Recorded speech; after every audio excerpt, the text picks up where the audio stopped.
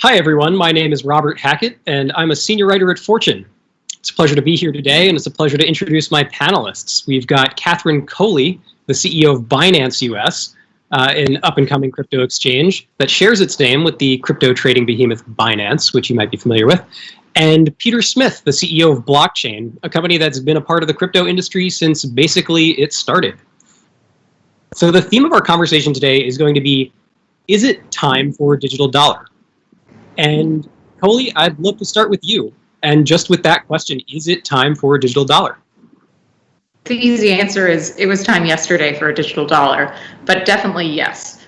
I wrote about back in March when we were beginning to see the start of the need for stimulus across the US, kind of the impetus that a digital dollar would allow us to have faster the ability to distribute the funds, as well as just an adoption that would let us be able to stay in our homes and receive the funds as well. So I can draw us back to the beginning of kind of what spurred my idea around the need for a digital dollar, but we've definitely seen in the works the foundation being laid for moving our financial systems as we know it into the digital future that the internet is requiring us to adopt. What's important about it? Why, you mentioned that the stimulus payments kind of showed the need for it, but maybe you could kind of just elucidate that point for us. What's so important about that? I think the acceleration of kind of moving into the digital era was brought forward definitely in the era of COVID, where there was a requirement for us to stay both in our homes, be able to only communicate digitally, be able to really only interact, invest, and conduct our jobs digitally. And that really changed a lot of how commerce in the US especially is run. So the idea of your bank, your brick and mortar, even checks and the ability of using physical cash all kind of had this air of concern that we'd not faced prior to the COVID experience. So that's really what kind of put a different hint on where money was going and brought to light the importance of a digital aspect to it. The other components that we've been looking at since Satoshi's paper came out was the importance of security and the transactions being really well able to be transparent. So that is something where the US dollar in a physical cash form has actually still had a really difficult time being able to trace where dollars are being spent and how they're being spent, whether for good or bad. Whereas in the digital currency era or digital dollars, they would be both traceable, but also be able to be identified in both good ways and bad ways in terms of transparency for users. So that's really where it comes down to those that are responsible for it and how we're seeing that aspect of the governance of the digital dollar be an important part of what comes next. Peter, how about you? Blockchain is based not in the US, it's over in the UK, if I have my my HQs right. I'm wondering how much time and attention you are giving this sort of global conversation about central bank digital currencies and digital dollars. How important is all of that? Yeah, I think it's really important. We've been engaged with central bank regulators for about 4 years now on central bank digital currencies. And one of the folks at Blockchain, our head of research, Garrett Kyleman, has published a lot of the industry's leading research on that. We are based in the UK, but we have an extensive US operation as well as a large US business. And I think one of the interesting things about stablecoins is to step back a layer and realize that today the government actually issues very little of the money that is in circulation. So historically, the government issued cash, which was in circulation. Government now prints money and issues that to commercial banks, which then moves its way to retail banks. But they don't literally issue the tender that consumers use. In a similar way, I think in Western economies, we're much more likely to get stable coins from private entities. So I think it's much more likely that JP Morgan does a dollar than the US Treasury putting a dollar on a blockchain. And that's just the American economy. We're a free market economy, a little less planned, a little less state-led. And so in China, I think you'll see it issued by the government. In the United States, I think you'll see it issued by a commercial bank. There are obviously trials underway in China right now. They've got pilot programs across various cities. And there's a lot of hand-wringing here in the US that, America's kind of losing its technological edge, its lead. and that it could get passed by some of the many other projects that are ongoing. Do you think that that is a threat? Look, I think today the largest stablecoin in the world is a US dollar stablecoin, Tether. And, you know, that's an imperfect project, according to a lot of people, but the market values it very highly. So I think that you're likely to see more and more private enterprises issue stablecoins. There's, you know, one from USDC, there's another from Paxos, et cetera, et cetera. I think this year you're going to see a major commercial bank issue one or a coalition therein. And I think that'll change the market. So today, in a way, the US is actually ahead because the most popular stablecoins in the world are all dollar-based. In fact, the most popular stablecoins in China are all dollar-based stablecoins. But that's because we, in the US economy, have traditionally let, you know, private enterprises do most of the technology innovation, whereas in China, the government does a lot of the technology innovation. So at the moment, I actually kind of have a counterintuitive and contrarian viewpoint, which is that the US is ahead because more dollars are on a blockchain than any other government currency. And I think that's how you have to evaluate this race. How many fiat units are on a blockchain today? And today, the US dollar is probably 95% market share. That's a great point. I mean, the US dollar is certainly a very popular instrument to peg against. Coley, how are you thinking about this when it comes to the global perspective, various central banks around the world and their sort of innovation initiatives? Is America slipping? I wouldn't have set up shop in the US if I thought they were absolutely slipping and losing market share. There's still an amazing economy in the US, driven with robust capital markets, as well as the reserve currency, at least in our time right now, is still dollar denominated. And I think that's one of the important things that people are facing is how they're considering psychologically their value unit. And so still today, most people denominate value in terms of dollars. So when we're trying to push towards a digital currency or a digital store of value, there's still kind of a large cliff for people to get over denominating things in Satoshis or Bitcoin as their base for how things are valuable. You know, comparing the price of a dinner in terms of Satoshis is still not second nature, whereas most folks, even around the world, still know what something that's very expensive would be in terms of a dollar value base. So when we're moving that kind of step into the digital realm, digitizing a dollar value really changes only one variable first, making an entire shift to a different kind of philosophy that we're thinking through, as well as math points that people are kind of trying to base all of their value and all of their, you know, future earnings in. So to me, adopting kind of easier ways, as Peter mentioned, in kind of a private element of reconsidering what it is that we want inside of a digital dollar, from both the aspects of how it's distributed, how it is controlled, how it is decentralized, and then also, you know, how it is, what's behind this. Is there a smart contract set up to be able to allow the digital dollar to really unlock additional ways of adding financial products to it that we don't yet have in the current dollar form? Peter brought up a great point about how there are so many companies in the private sector that are coming out with coins of their own. Do you think that that is sort of sufficient or ideal even? Or is this really a place where government needs to get more involved, that this kind of thing needs to come out of the Fed or the Treasury?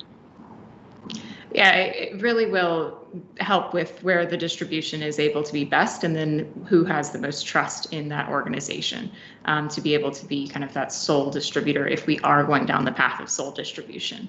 I think about back in Hong Kong when currencies were produced, they were actually printed with each bank's kind of insignia on them. And so you had a different currency that would be an HSBC Hong Kong dollar, whereas another one would be a Standard Chartered. And for a large amount of time, you had to redeem those currencies back at the original bank distribution until they became fungible and were able to pass and kind of commingle those types of banknotes. So in some respect, this is where we're going to be seeing the elements go through with digital assets and kind of the stable coins, whereas we once saw only a certain stable coin show up on a platform dedicated to it. We're now seeing those stablecoins be received and transferred across different platforms, allowing for them to be kind of more fungible and hopefully one day, to an extent, it'll be kind of cross-valued for. I appreciate that point about Hong Kong. I understand you spent quite a bit of time there formerly in your career. Yeah, that's where I cut my teeth in the foreign exchange markets in Morgan Stanley and Hong Kong, and just saw a fascinating world where pain points of currencies and FX were an everyday thing. There's no domestic flights in Hong Kong. Everything is international. So you're always going to be changing your currencies wherever you go outside of your borders. And that's a really great reason why Asia has such an adoption towards digital assets, is that burden of having to not only exchange on a retail level, but also have to repatriate funds where your businesses are expanding beyond their own domestic areas. So that's really where we see digital assets expand, but the US is able to have a significantly larger amount of impact on the digital asset arena because of its deep roots in the financial systems, as well as the current value basis being $1. On that point, Peter, given all the projects that are going on all around the world,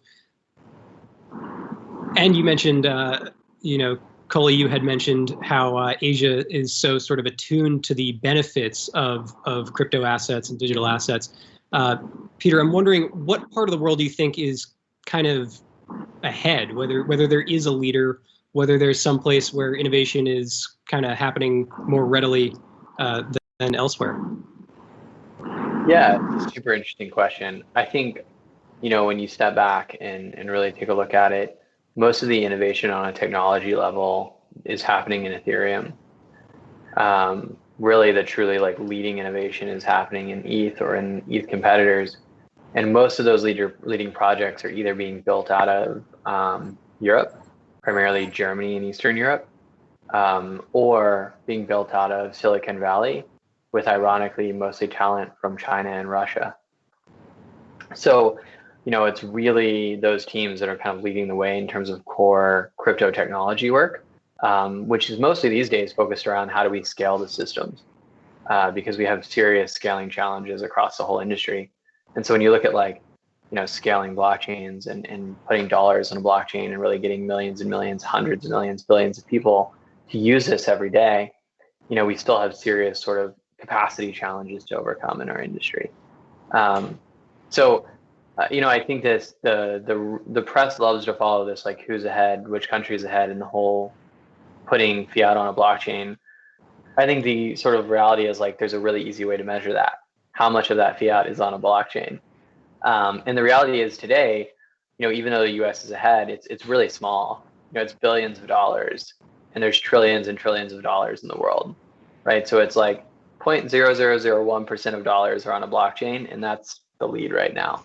So, we're still really, really early innings, and there's a lot of fundamental technology work that needs to take place to scale this sort of whole segment of the industry up. I like that you answered my question, not necessarily geographically, but also from the technological standpoint, and in particular, kind of showing off some of the great work that's been done with Ethereum. You've been in this industry for as long as it has been an industry, as I said at the start, and you've experienced its many ups and downs and highs and lows. Right now, we appear to be in a bit of a high. There's a bull run going on, so far as I can tell. Are we entering another bubble? Is this thing here to last? What's going on, and what's different about right now? Would you like a qualitative answer or a quantitative Monte Carlo simulation? Both, please. Okay. So I am a crypto grandpa now. I've been running a crypto company for 8 years, which is about as long as anyone's been running crypto companies. And look, I think on a qualitative level, we're nowhere close to a bubble. You can tell by the number of support tickets. You can tell by how many of your random friends are asking you for help buying crypto. There's a lot of, and on top of that, we haven't done a multiple of the last high, right? We've just climbed back to the last high. So I think we're in a bull market, but I don't think we're in the bubble phase yet either. And if you look at the classical definition of a bubble inside of a momentum market, we are very far off from that as well. So I would say that the market's getting interesting, it's getting fun. You're going to hear from all the people you helped buy crypto last time, and hopefully didn't sell it. But we're nowhere near bubble territory yet.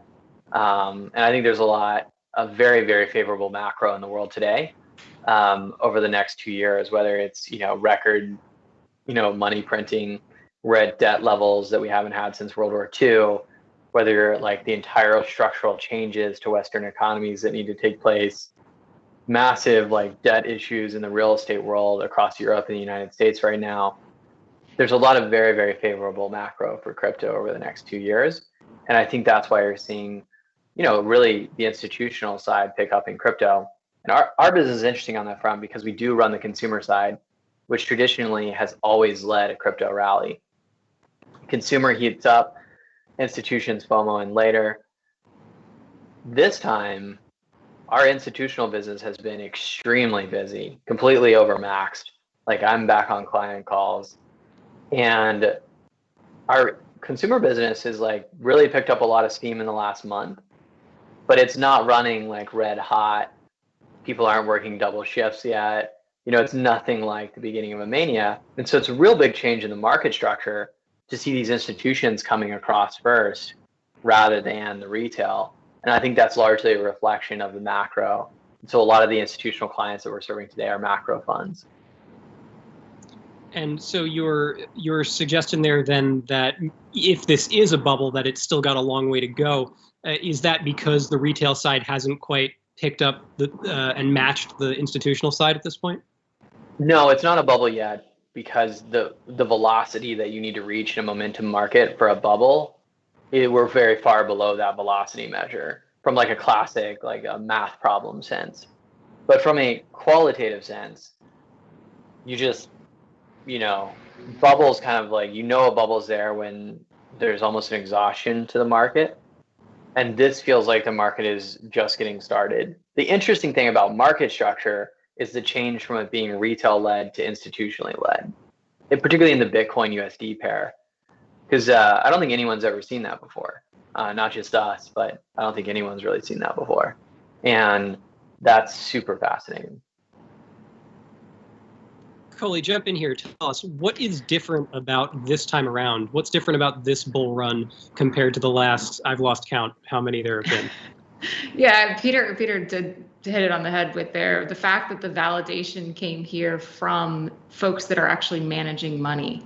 It's not folks that are independently investing as much as folks that have traditionally been purviewing money management, which is a different type of mental model that we're seeing kind of come into the space. And I don't say that as an unusual thing, but typically the more risk aggressive types are managing their own personal wealth, whereas we are seeing folks with outside investment now taking on this as a kind of a corridor that they want to have in their ability to share it with their shareholders, as well as possibly be kind of a service for their investors in that way. So seeing Paul Tudor Jones speak up on it, seeing Stan Druckenmiller speak up on it, I mean, those are icons in my era of foreign exchange and macro trading, and for them to be able to see this as a demographic play as much as it is an early inefficiency is in the market investment for them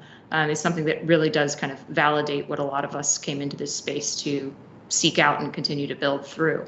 The interesting aspects as well are seeing treasuries come in with the appetite for diversifying their current US dollar balances, which typically, as we've seen from most earnings calls of the last 4 years, FX P&L has been a huge downward pressure that we see some of the largest tech companies face. Whereas now we're seeing some of those companies kind of lean into a technical version of the currency that would best suit them. And that's fairly interesting. And we're not yet seeing them use it for the purpose of functional inside of their own systems. They're not paying payroll with it yet. They're not using it for other investments at the time. But right now they're just balancing as if it were another instrument that they could use to earn yield on top of their current cash balances. So I still think that there's a long path for adoption for us to go, and that's the best part. And a lot of the indication that this isn't a bubble is that there's a lot of people with their sleeves rolled up, still building in this industry, still excited to be able to build out the parts that are not yet completed, rather than just sitting back and looking at charts. So. You mentioned a bunch of these hedge fund magnates, and it is really interesting to see them really start picking up on Bitcoin. What's interesting about it to me is, each vote for Bitcoin could kind of be read as a vote against the US dollar, or at least a hedge against it. And it makes me wonder whether they're sort of poking the bear, whether the government is going to sort of catch on to this and dislike it and then crack down on the crypto industry. I wonder how fearful you might be of that, Coley. The government kind of seeing all this activity and wanting to stamp it out. I think the track records of both those investors would have had other things that would have gotten the governments a little bit more worried, given they were making exponentially sized trades compared to their investments in Bitcoin against other countries from prior experience that they've had. So I think in some aspects we're still very early in that, and we're not seeing the likes of a Soros and the pound level and investment or momentum come in. But there's certainly room for that to develop. I do think that the U.S. government is keenly aware of what's kind of having coming into the space, and we're seeing that advancement as a positive. The number of congressmen and women now that are familiar with digital assets is a tremendous amount now versus before the Lever hearings. And so as we can kind of continue to push adoption, the huge component to that is just the education. I have kind of a philosophy that if I can educate myself on something, it becomes significantly less intimidating. And so as that is kind of what we're seeing regulators be uncovering the parts about Bitcoin that might be intimidating at first, they're slowly getting that education that's necessary for them to understand and unpack how this is actually quite useful for multiple amounts of citizens to access financial products that they've previously been alienated from. Got it. Coley, if you could take your salary in one coin that's not Bitcoin, what would you do? You're assuming that I don't already take my salary in another form of cryptocurrency, or haven't had my salaries for the past few years in other cryptocurrencies. But ever since I jumped into crypto, I've been there with 2 feet. And I think that's part of it, having skin in the game and understanding how things work, understanding the risk components to it, and really being fully bought into the experience of what a digital horizon looks like is one that I've signed up for. So you're doing that. You're collecting the crypto on the payroll. Indeed, we actually also offer it for users of ours that haven't or don't have that ability, and you can set up kind of an automatic buy on the 1st and 15th of the month to sync with your paycheck that is able to pull it directly from your ACH bank account for 0 cost, and then only for 50 basis points to be able to get your crypto of your choice. We actually offer about 50 different cryptocurrencies that you could do that directly with your payroll, because that was one of the tricky parts that folks like me were stubborn enough to think, I'm not too sure how to access digital assets. Maybe I have to go work inside this industry in order to get compensated in that. There are a lot easier ways now, folks, to be able to get exposure to this space. But I do encourage you, if you are looking to dive in, taking it on as a career has been an absolute joy. Well, people who started taking their salaries in that last year, I'm sure, are celebrating right now. Peter, if you could take your salary in something that is not Bitcoin, what would it be? It'd probably be Ethereum. Yeah.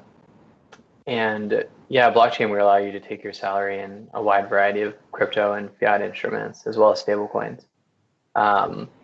And I think in my case, the thing that I found most consistently productive in the crypto space in terms of investing is slowly buying cryptocurrencies over time on a very regular basis and just not selling. But I think the other thing that people have to be aware of is, cryptocurrency is a very long game, and a lot of times salaries have short-term requirements on them, like paying for your housing and food and stuff. And so it's kind of like your obligatory old man crypto comment. don't take risk you can't afford to take. Like, you don't want to live a stressed life. You want to live a happy, healthy life. So, be exposed to volatile instruments if you can hold them for a very long time, but not if you need them to fund your daily living expenses, which I know does not sound as cool, but live a less stressed life. I'd have to agree with that point. We are nearing the end of our session, so I'm just going to do a lightning round with the two of you very quickly. Price prediction for Bitcoin in 2021. Peter, what's it going to hit? 60,000. 60,000. Okay. Coley, not investment advice. Not investment advice. You broke through I was going to say we're going to break through 50, so let's take it to 65. Keep on trucking. There seems to be a consensus here. Well, thank you both so much for joining. It's been a delight, and I hope everybody tuning in has learned something. Have a happy, healthy holiday season, everybody.